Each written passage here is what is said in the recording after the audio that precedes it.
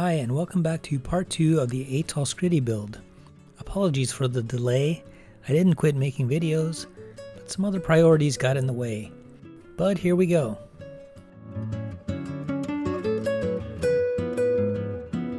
So I've read the English version of the manga a few times, and the part with the Scritti is one of my faves. Here it is in the line art section on the back of the book.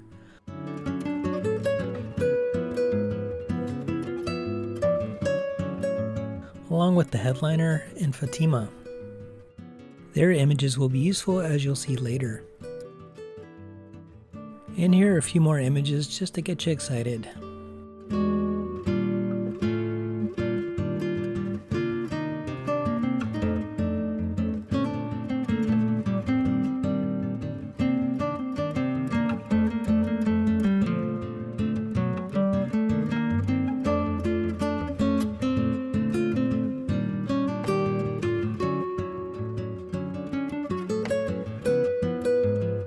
First thing is a little modification to the hands so that they can hold the spides.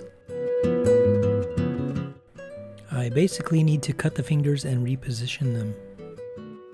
All 4 of the swords are warped, which is just part of resin building, but I'll fix them later with boiling water.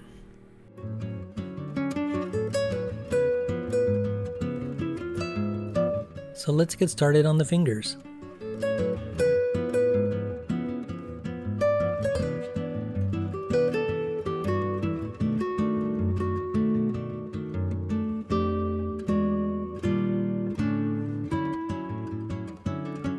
I'm going to pin them in place with thin wire, so I'm drilling holes for that.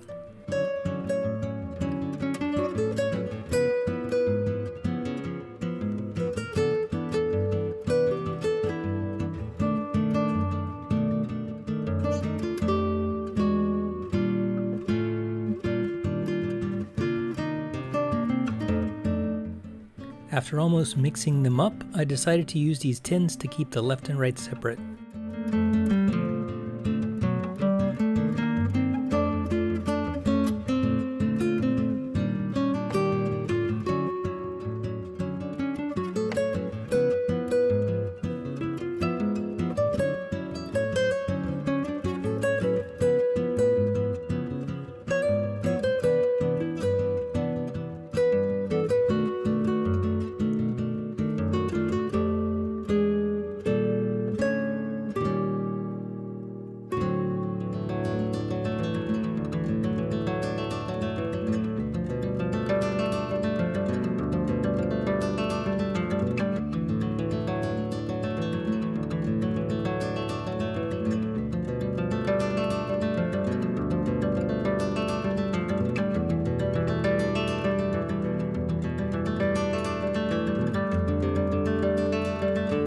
One down, one more to go.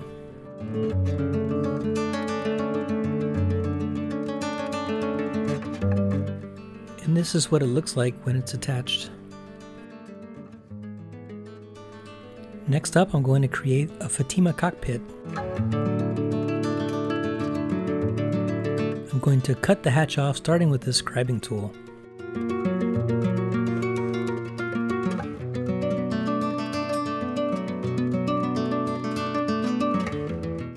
Now that I've thinned it out, I'm switching to these photo etch saws for a quicker cut.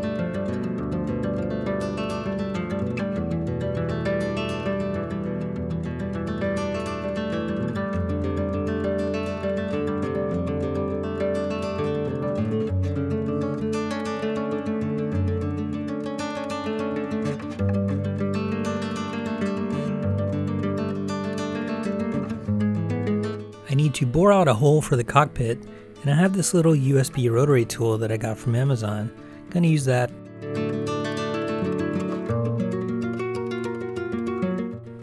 Make sure you wear a respirator mask if you're doing something like this, because the resin gets everywhere and you don't want to breathe this stuff.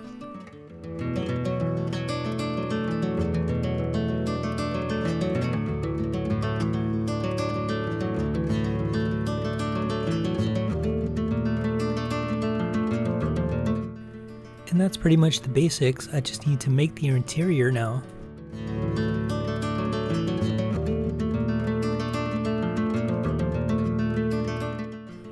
This is the only image I have of the Fatima cockpit, so I'll figure it out from here, just based on this image.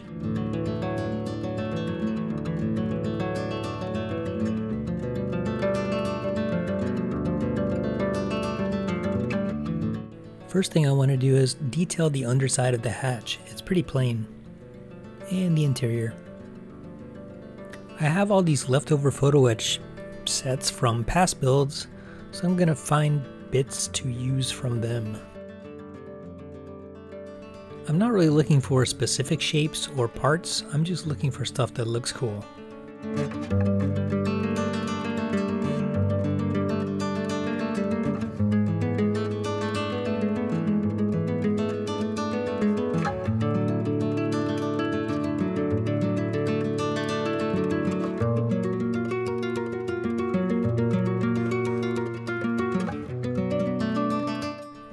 Neat. Now that I've got some detail underneath, I want it to be seen. So I made some 3D hinges on my iPad and printed them out. Considering the size, I think I may have put a little too much detail, but that's okay. I'm using the photo edge scissors because it's so tiny.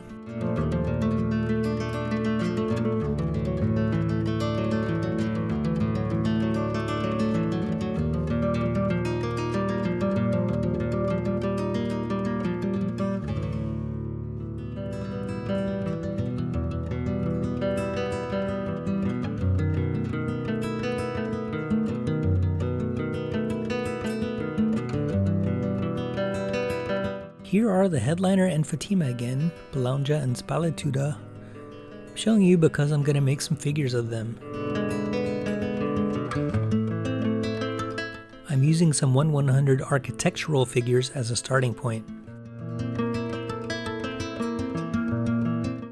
I'm starting by scraping off plastics for Spalituda to thin her out. Fatimas from 5 Star Stories are super thin.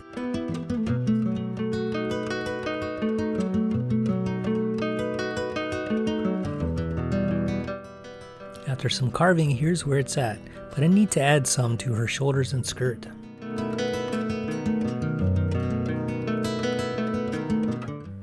I'm building up her skirt with Cyanon CA glue, which is kind of a filler type of super glue. I didn't film it all, but here she is with a little primer.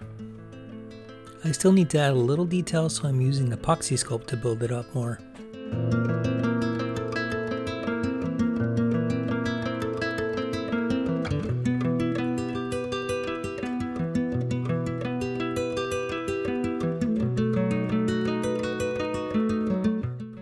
And once that's cured, I'm painting with Vallejo acrylic.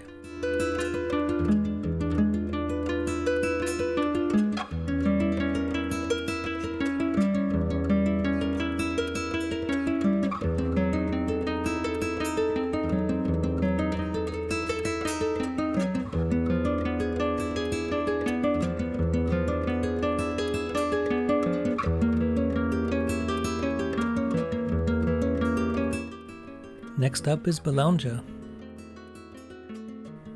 I need to build up his shoulders and thicken his suit up a little.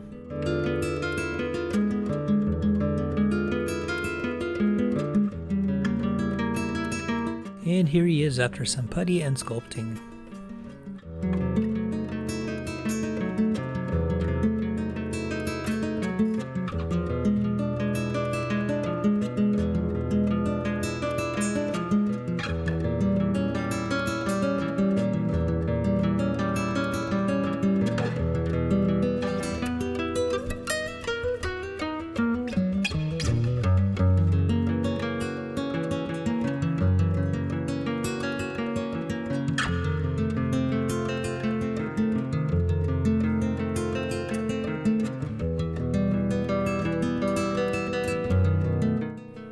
I'm dividing the parts up based on the main colors.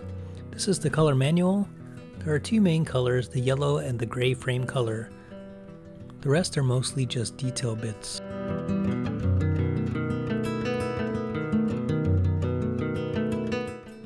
I'm using gray primer to check for service issues. I like to mix a batch into screw-type bottles. Makes it a lot easier.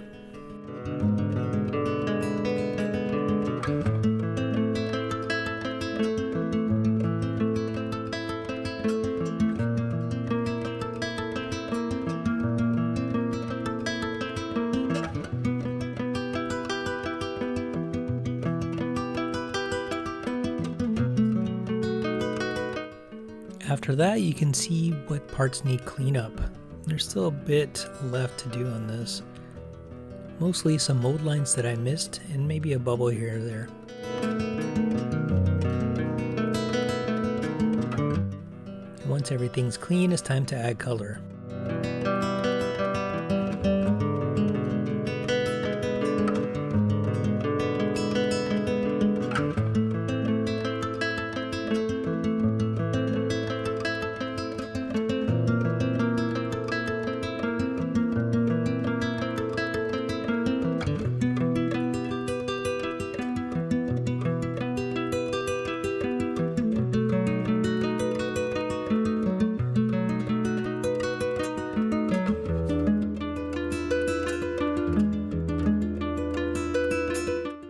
The swords are getting a layer of Mr. Color Crystal Sapphire over gloss black. It'll make them look kind of blue at certain angles, but it's straight from the manual. The hair, for lack of a better term, is a lighter shade of gray than the frame. Next up is armor parts. The manual calls out for a mix of 3 different colors to make the yellow. But after seeing this Gaia color in a shop, I decided to use it instead, with no mixing. It's pretty much the exact color I wanted anyway. Pink surfacer makes yellow easier to paint. It also makes it pop a little more.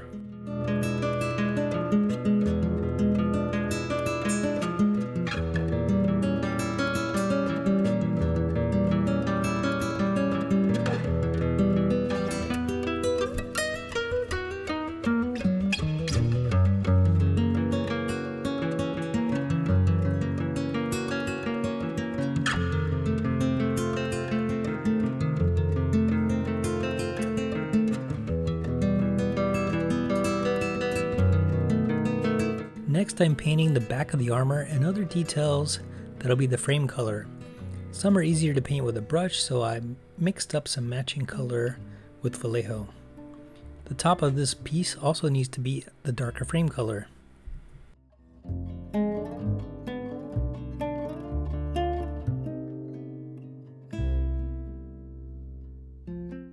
And here are some results.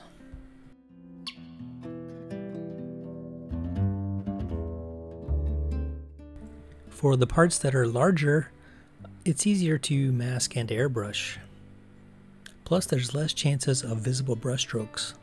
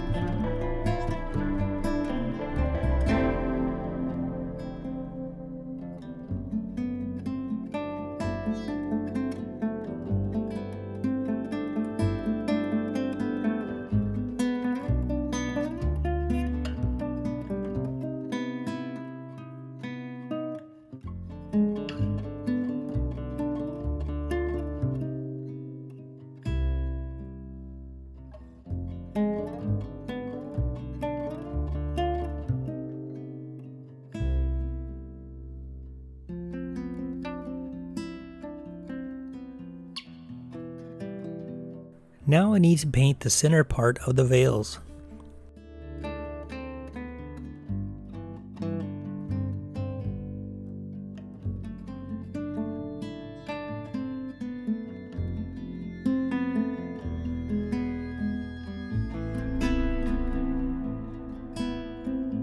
They'll be green and gold, but I lost some footage of the gold painting part. I just masked it separately and airbrushed the gold.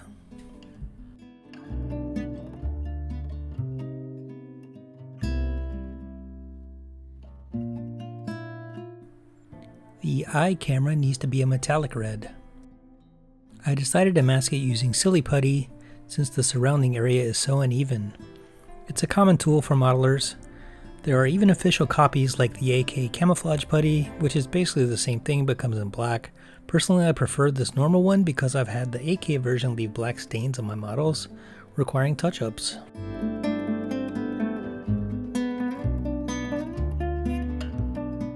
I'm painting the base silver and then following it up with the clear red.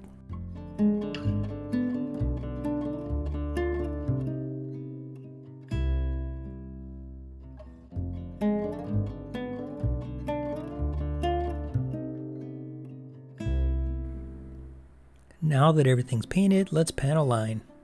Brown for the yellow parts and black for everything else.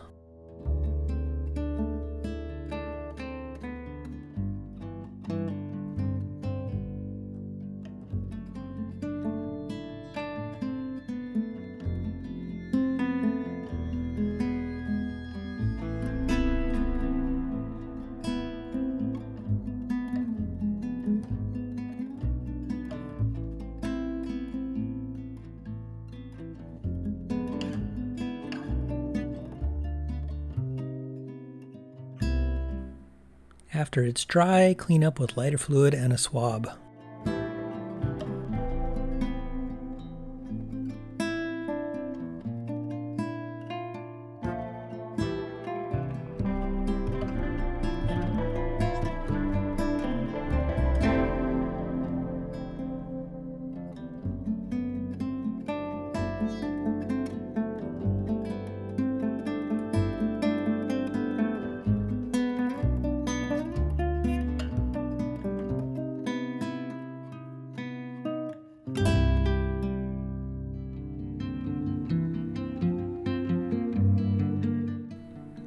Now it's ready for final assembly. I have to use the manual again because there's so many parts.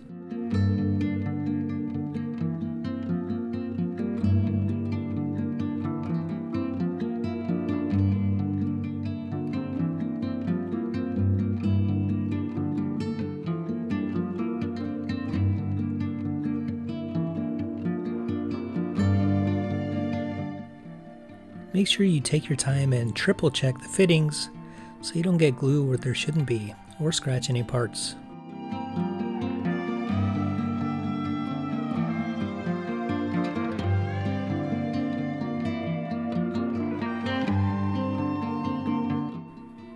I'm going to glue these hip joints later in case I need to swivel the leg a little when it's standing.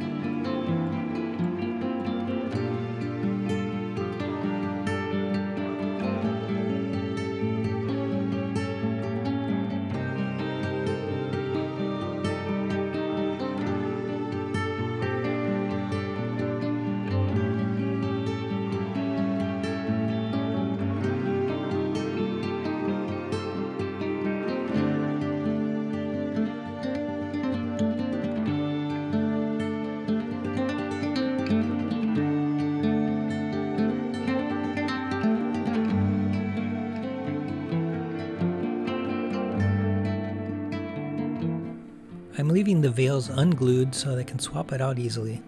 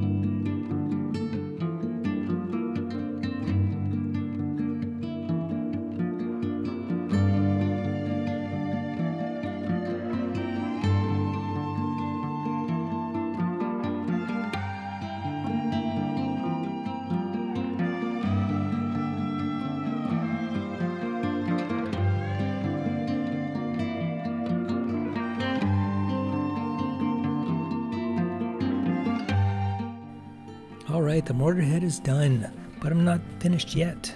I'm going to make a base for it. I'm showing you the manga because the scenes when it's first introduced shows it fighting in a forested terrain. So I'm going to make a base that reflects that. I'm going to use this hexagon shape. I'm marking where I want to build up the terrain with foam.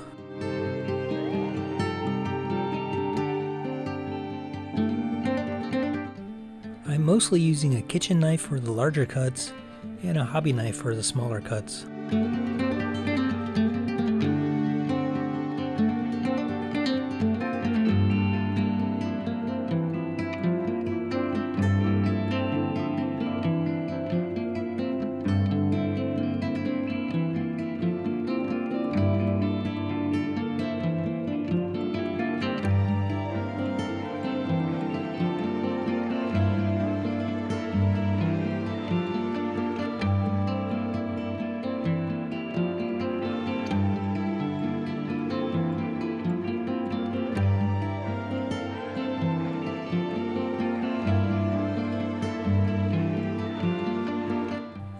So I'm done shaping and I'm gluing it to the base, but I use super glue, which is a dumb idea because it melts the foam instead of gluing it to the surface.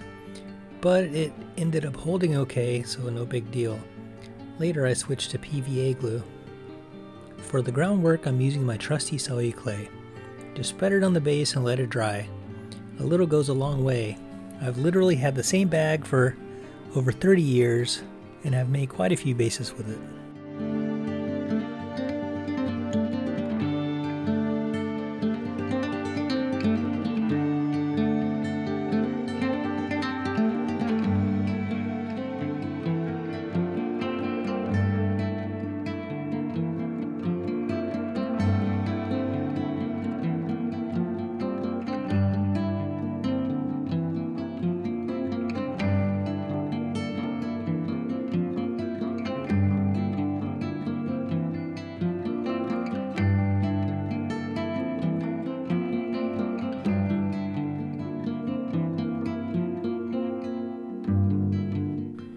While the base is still wet, press the model down into it to give it a feeling of weight.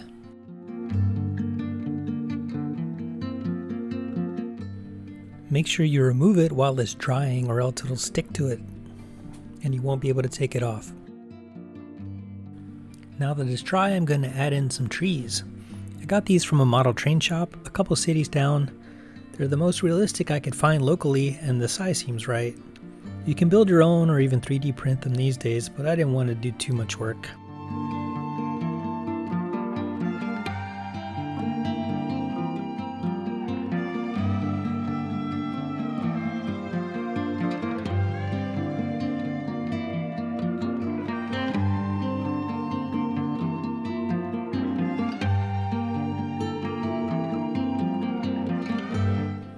I'm mixing this white glue in water because I'm going to use it to apply this static grass.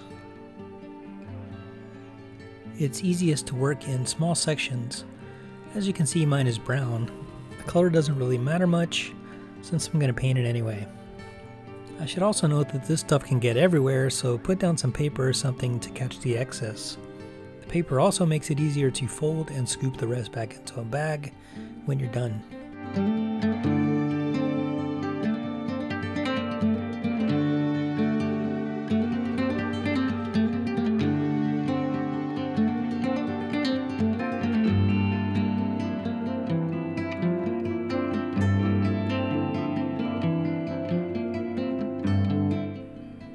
I left a few patches of the earth showing to give it a little variety.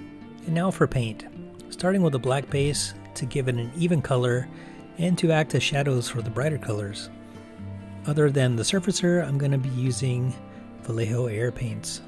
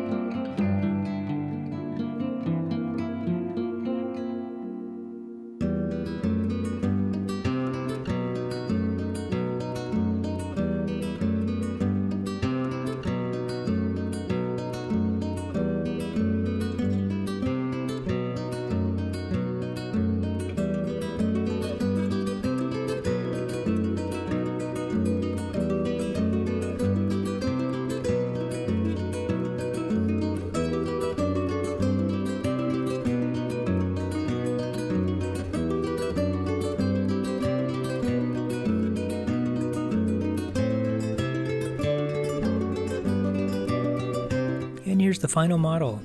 I love the look of this machine. It's one of my favorite mortar heads.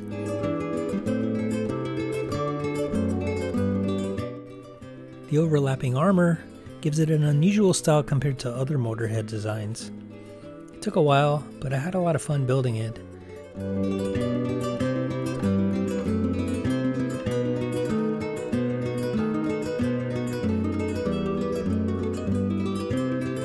And resin kits are a different beast than plastic kits, but the results can be worth the effort.